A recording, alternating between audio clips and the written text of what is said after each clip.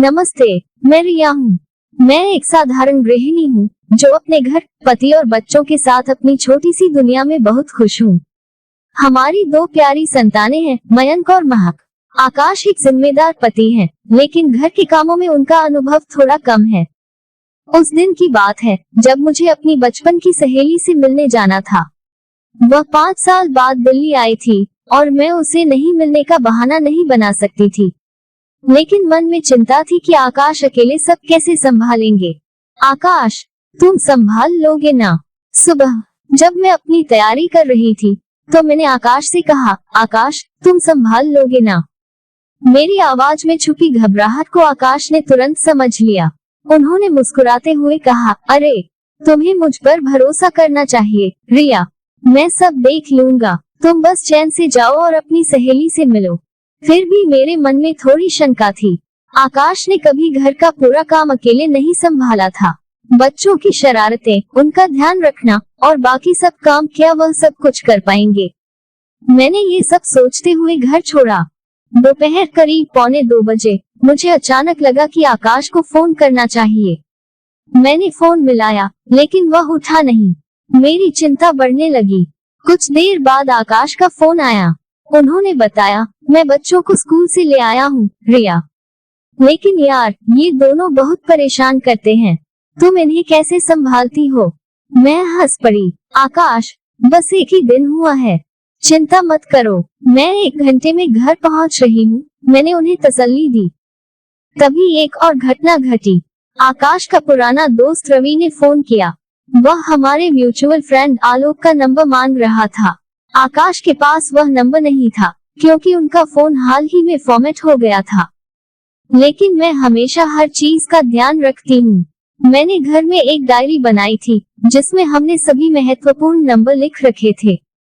आकाश ने रवि से कहा, 2 घंटे बाद फोन करना, मैं डायरी से नंबर ढूंढकर तुम्हें बताता हूँ।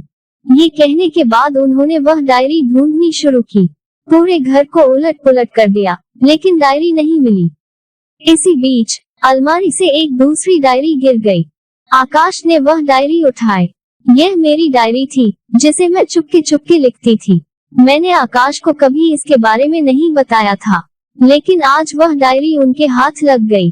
उन्होंने खुद को रोकने की कोशिश की, लेकिन आखिरकार मेरी लिखी बातों को पढ़ना शुरू कर दिया।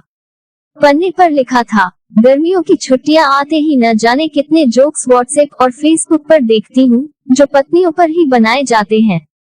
पति को आजादी मिलती है अपनी पत्नी से जब वह मायके जाती है। सच पूछो तो ये सिर्फ पति की छुट्टियां नहीं होती, ये छुट्टियां उस लड़की की भी होती हैं जिसने सब कुछ छोड़कर तुम्हारे साथ जिंदगी बिताने का फैसला किया था। कभी यह सब उतना आसान नहीं था जितना आज लगता है। जब मैं शादी के बाद पहली बार अपने मायके से लौटी थी तो बहुत रोई थी। हर बार लौटते वक्त मन भारी होता था, लेकिन अब नहीं रोती। अब तुम्हारे और तुम्हारे घर की आदत हो गई है। मेरा मायका अब सिर्फ एक शब्द बनकर रह गया है। क्या ये सफर इतना आसान था, मायके से एक शब्द तक का? अब तो मैं बड़ी आसानी से कह देती हूँ, माँ, मैं इतने दिन नहीं रुक सकती। घर अस्त व्यस्त हो जाता है। लेकिन कभी ऐसा भी वक्त था जब मैं अपनी माँ से रोकर कहती थी, माँ, मैं नहीं जाना चाहती, मेरा मन नहीं लगता वहाँ। शादी का दिन, विदाई का पल और वह संदूक जिसे मैं अपने मायके में छोड़कर आई थी, ये सब मेरी जिंदगी का हिस्सा है। शादी जीवन का एक ऐसा सत्य है जिसे हर लड़की को स्वीकार करना पड़ता है। मेरी भी बारी आई। शादी के बाद सब कुछ छोड़कर मुझे आकाश के साथ एक नई दुनिया को अपनाने जाना था। विदाई के समय मेरी आंखों में आंसू थे। मैं सब रिश्तों को आखिरी बार देख रही थी। मेरा भाई, मामा मामी, चाचा चाची, सबसे गले लगकर रोने का मन हो रहा था। लेकिन मेरा सबसे खास रिश्ता, मेरे पापा, कहीं नजर नहीं आ रहे थे। पापा कहाँ हैं? मैंने सब तरफ नजर दौड़ाई, लेकिन वह कहीं नहीं दिखे। मैं उनसे गले लगकर कहना चाहती थी, पापा, मैं जा रही हूँ, पर वह पांडाल के पीछे छिपे हुए थे। क्यों? क्योंकि वह एक पुरुष हैं। पुरुष अपने आंसुओं को दिखाने से डरते हैं। विदाई के समय मैंने अपने हाथों की छाप घर की दहलीज पर लगाए और एक संदूक छोड़कर गाड़ी में बैठ गई। गाड़ी चल पड़ी। पीछे रह गए वो गलियां, वो मोहल्ले, वो सड़कें और मेरी सहेलियां। मेरे साथ सिर्फ एक पोटली थी अनगिनत यादों की। आज मेरी शादी को 10 साल हो चुके हैं। आकाश के साथ मैंने एक नया जीवन शुरू किया। मेरे बच्चे मयंक और महक मेरी दुनिया हैं। लेकिन जब भी मैं मायके के बारे में सोचती हूँ, वो संदूक और उसमें बंद यादें मेरी आंखों के सामने आ जाती हैं। शादी के दिन पापा ने मुझसे कुछ नहीं कहा, लेकिन उनकी आंखों में जो बातें थी, उन्होंने मुझे सारी जिंदगी के लिए मजबूत बना दिया। मेरे पापा हमेशा मेरी ताकत रहे हैं। दूसरे घर में कदम रखते ही ऐसा लगता है जैसे अपनी सारी पहचान पीछे छोड़ आई हूँ।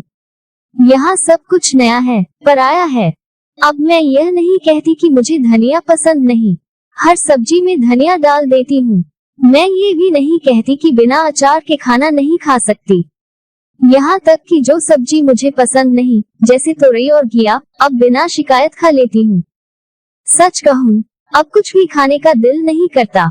जब अकेले बैठती हूँ, तो अपनी शादी की एल्बम और वीडियो बार बार देखती हूँ। उसमें मायके के लोग दिखाई देते हैं। मेरा भाई, जो हर बात पर मुझे चिढ़ाता था, मेरी हर जिद से परेशान रहता था, वही शादी में मेरे लिए कितना रोया था। क्या सच में वह मुझसे इतना प्यार करता था? जब मायके से फोन आता है, तो आंसुओं का सैलाब आ जाता है। ससुराल वाले भी कहने लगे हैं, जब आपके मायके से फोन आता है, तो ये बहुत रोती है, आप फोन कम किया करो। अब मायके से फोन कम आते हैं। शादी के कुछ दिन बाद जब मायके जाती हूँ, तो सब कुछ बदला बदला सा लगता है। जो चीजें पहले अपने अधिकार की लगती थी, अब उन्हें छूने से पहले भी सोचना पड़ता है। ये परायापन कोई कहता नहीं, न समझाता है, लेकिन ये दिल में खुद ब खुद बस जाता है। हर साल की तरह इस बार भी मैं गर्मियों की छुट्टियों में मायके आई हूँ। मेरी वही आदत है, पुरानी संदूक खोलकर उसमें पड़ी चीजों को देखना, उन्हें छूना और अपने पुराने दिनों को फिर से जीना। उस संदूक में मेरे पुराने सूट रखे हैं, जिन्हें पहनकर कभी मैंने खुशियां मनाई थी। मेरी जिद पर मंगवाई गई सैंडल, अनगिनत चश्मों के फ्रेम और धूल भरी मेरी डायरी, जिसे मैंने सालों पहले लिखा था। हर बार जब मैं मायके आती हूँ, तो इस संदूक को खोलती हूँ। माँ हमेशा पूछती है, अब तो दे दूं ये सूट किसी को, तुझे अब नहीं आएंगे, लेकिन मैं उन्हें किसी को नहीं देने देती। माँ, मेरी भावनाएं जुड़ी हैं इनसे, मैं हर बार यही कहती हूँ। माँ नाराज होकर बोलती हैं, पता नहीं, तेरा समझ में नहीं आता। कबाड़े को संभालते संभालते परेशान हो गई हूँ। कई बार सोचती हूँ, इस संदूक को अपने साथ ले जाऊं, वहाँ ले जाऊं, जहाँ मैं अब रहती हूँ, जो अब मेरा घर है। लेकिन कुछ चीजें मायके में ही रहनी चाहिए। इस संदूक में बंद मेरी पुरानी जिंदगी की यादें, मेरी खुशियाँ और मेरे रिश्ते। लौटने से पहले मैं उस संदूक को फिर से बंद कर देती हूँ, ये सोचकर कि अगली बार जब मायके आऊंगी, तो इसे खोलकर अपनी पुरानी यादों को फिर से जी लूंगी। मेरी जिंदगी बदल गई है, मेरे रिश्ते, मेरा घर, सब कुछ। लेकिन ये संदूक आज भी वैसी ही है। जब इसे खोलती हूँ, तो लगता है कि मेरा मायका आज भी उतना ही अपना है, जितना शादी से पहले था। ये संदूक मेरे मायके की निशानी है। हर बार इसे खोलती हूँ, तो यह मेरे साथ मेरी यादों के हर कोने में दौड़ने लगती है। उस दिन जब मैं घर से लौट रही थी, आकाश का फोन आया। उसने पूछा, कहाँ हो? मैंने जवाब दिया, बस 15 मिनट में पहुँच रही हूँ। घर पहुँचने पर मैंने देखा कि पूरा घर साफ सुथरा और व्यवस्थित था। बच्चे खाना खाकर अपना होमवर्क भी कर चुके थे। ये देखकर मैं बहुत खुश हो गई। आकाश ने 2 कप चाय से मेरा स्वागत किया। मैं चौंकी और मुस्कुराई। चाय तुमने बनाई है? वह मजाक करते हुए बोला। और कोई है क्या घर पर जो चाय बना दे? चाय की चुस्कियों के बीच आकाश ने अचानक कहा, तुम्हारे मायके चले क्या? ये सुनकर मैं चौंक गई। आकाश, जो हमेशा मायके जाने से बचने के बहाने बनाता था, आज खुद से यह कह रहा था। मैंने पूछा, क्यों एकदम अचानक? वह बोला, वहाँ एक बहुत इम्पोर्टेंट चीज है। मैंने हैरानी से पूछा, क्या?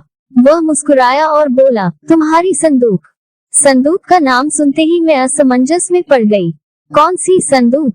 आकाश ने कहा, वही संदूक जिसकी वजह से तुम हर बार मायके जाती हो। अगर पहले पता होता, तो शादी वाले दिन ही उसे साथ ले आता, जिससे तुम्हें बार बार वहां जाने की जरूरत न पड़ती। उसकी बात सुनकर मैं समझ गई कि उसने मेरी डायरी पढ़ ली है। मैंने दिखावटी गुस्से से कहा, आकाश, तुमने मेरी डायरी पढ़ी? Bad manners. पता है ना तुम्हें, किसी की डायरी नहीं पढ़नी चाहिए। आकाश ने मुस्कुराते हुए कहा, नहीं पढ़ता तो तुम्हारे मायके जाने का राज कैसे समझता? मैं सोचूं, 10 साल हो गए मेरे जैसे प्यार करने वाले पति के साथ रहते हुए भी तुम क्यों नहीं भूल पाई अपने घर वालों को? ये बात सही थी। मेरे मायके की यादें, मेरी बचपन की बातें, मेरे पुराने कपड़े और वह संदूक, ये सब मेरे दिल के बहुत करीब हैं। जब आकाश ने मुझसे पूछा कि क्या मायके की संदूक में खजाना है, तो मैंने हंसते हुए कहा, हाँ, बहुत अनमोल खजाना है। वह थोड़े से हैरान होकर बोले, क्या खजाना? मैंने धीरे से उन्हें बताया, मेरी शादी का जोड़ा, मुफलिसी में दिया गया तुम्हारा पहला तोहफा, वह गुलाबी साड़ी जो मेरे दिल में हमेशा बसी रहेगी। तुम्हारी पहली तस्वीर, जिसे देखकर मुझे यह महसूस हुआ था कि इससे ज्यादा सुंदर लड़का मैंने कभी नहीं देखा।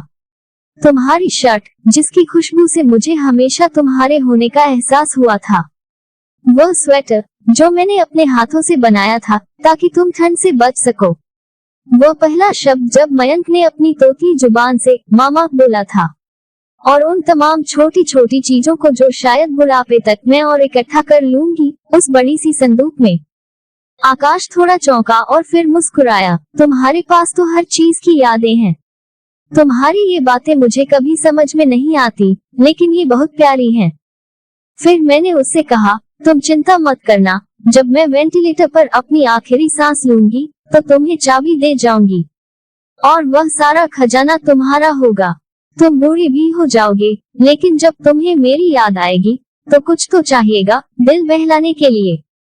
आकाश ने मेरा मुंह प्यार से ढकते हुए कहा, तुम कभी भी रोमांटिक होते होते इमोशनल क्यों हो जाती हो?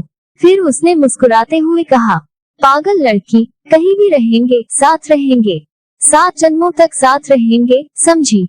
मैंने मजाक करते हुए कहा, बाप रे, तुम्हें 7 जन्मों तक मुझे झेलना पड़ेगा। ये सुनकर हम दोनों जोर से हंसे और हमारी हंसी पूरे घर में गूंज गई।